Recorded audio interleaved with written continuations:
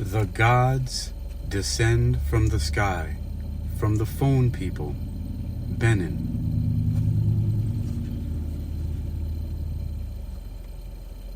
Nana Baluku, the mother of all creation, fell pregnant before she finally retired from the universe.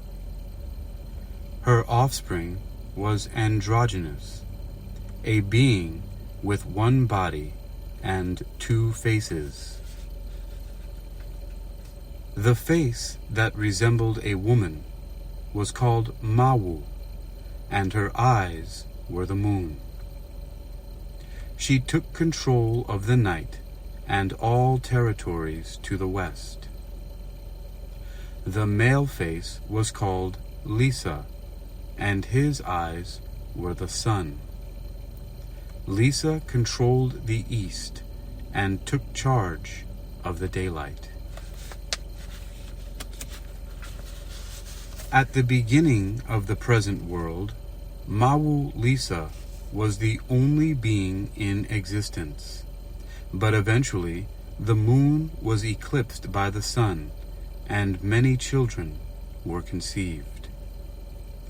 The first fruits of the union were a pair of twins, a male called Da Zoji and a female called Niohwe Ananu. Another child followed shortly afterwards. A male and female form joined in one body, and this child was named Sogbo. The third birth again produced twins, a male, Agbe, and a female, Nayete. The fourth and fifth children were both male and were named Age and Gu. Gu's torso was made of stone, and a giant sword protruded from the hole in his neck where his head would otherwise have been. The sixth offspring was not made of flesh and blood. He was given the name Jo, meaning air or atmosphere. Finally, the seventh child born was named Legba, and because he was the youngest, he became Mawu Lisa's particular favorite. When these children had grown to adulthood, and the appropriate time had arrived to divide up the kingdom of the universe among them, Mawu Lisa gathered them together.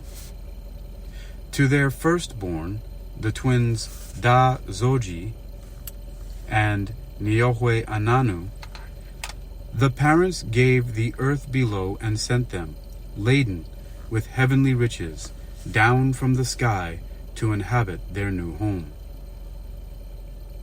To Sogbo, who was both man and woman, they gave the sky, commanding him to rule over thunder and lightning. The twins, Agbe and Nayete, were sent to take command of the waters and the creatures of the deep, while Age was ordered to live in the bush as a hunter, where he could take control of all the birds and beasts of the earth. To Gu, whom Mawu Lisa considered their strength, they gave the forests and vast stretches of fertile soil, supplying him also with the tools and weapons mankind would need to cultivate the land. Mawu Lisa ordered Jo to occupy the space between the earth and the sky, and entrusted him with the lifespan of human beings.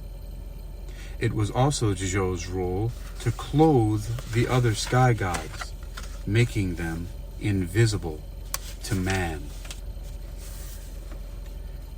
To each of their offspring, Mawu Lisa then gave a special language. These are the languages still spoken by the priests and mediums of the gods in their songs and oracles.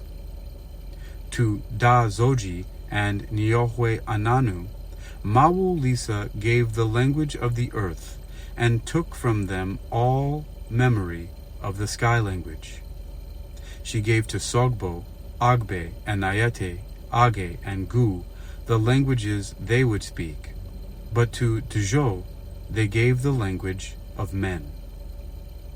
Then Mawulisa said to Legba, "Because you are my youngest child, I will keep you with me always. Your work will be to visit all the kingdoms ruled over by your brothers and sisters, and report to me on their progress." And that is why Legba knows all the languages of his siblings, and he alone knows the language of Mawulisa. You will find Legba everywhere, because all beings, human and gods, must first approach Legba before Mawulisa, the supreme deity, will answer their prayers. You've been listening to World Reading Club, presented by Hakeem Ali Bokus Alexander here on Spreaker, Social Podcasting, and Wisdom, Social Audio Inc., presented for World Reading Club in association with UniquilibriuM. Coming up next is God Abandons the Earth, from Ghana. These stories come from West African Folktales, with the general editor being Jake Jackson.